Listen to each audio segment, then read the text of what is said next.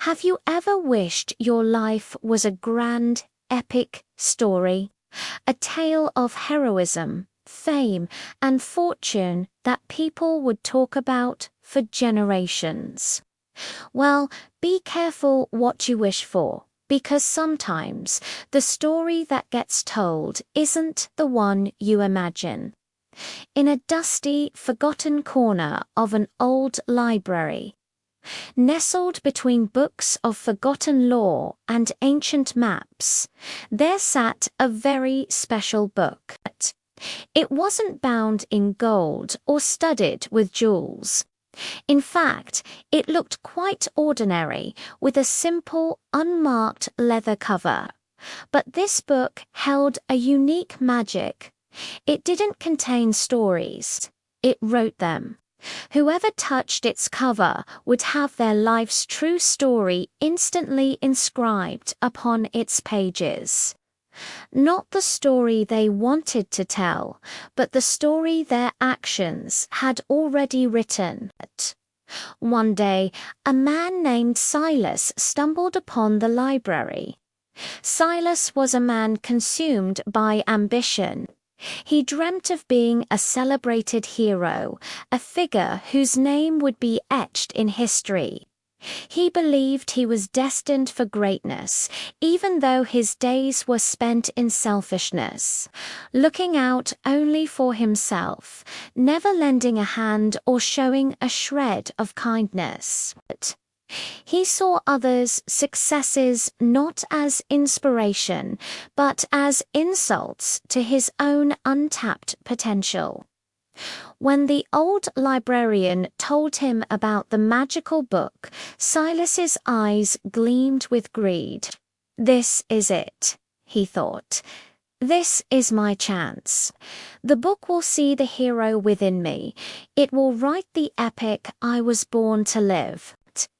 He shoved past a young student who was reaching for a different book, ignoring the stack of scrolls that tumbled to the floor. He snatched the magical book off its shelf, his heart pounding with anticipation. He could already imagine the grand opening line.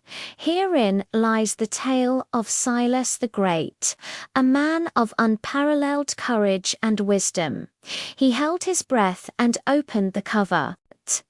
The blank pages began to shimmer, and words, as if written by an invisible hand, started to flow across the parchment.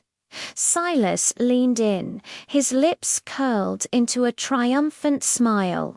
But as he began to read, his smile faltered, replaced by a look of confusion, then shock, and finally, horror. The book didn't write of a hero. It wrote of a man who stepped over others to get ahead. It described the time he ignored a neighbor's plea for help because he was too busy daydreaming of wealth. It chronicled every lie he told to make himself seem more important, every opportunity he had to be kind, which he callously dismissed. It painted a portrait not of a hidden hero, but of a man hollowed out by his own greed and selfishness. The title wasn't Silas the Great, it was The Empty Man.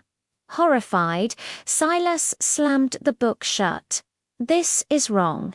It's a lie," he yelled, his voice echoing in the silent library. The old librarian approached him calmly, a knowing sadness in his eyes. "The book does not lie," he said softly. "It writes what is. It cannot write about the hero you wish you were.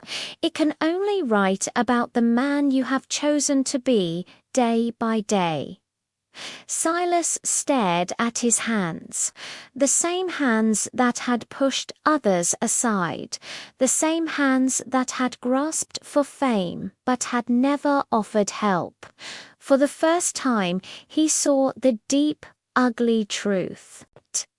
His life wasn't a story waiting to be written by some magical destiny. It was being written every single moment by every single choice he made. He left the library that day a changed man. The story in the book was a bitter pill to swallow, but it was also the beginning of a new chapter.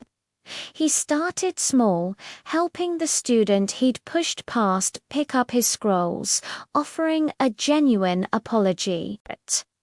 He began to see that real greatness wasn't about fame or fortune.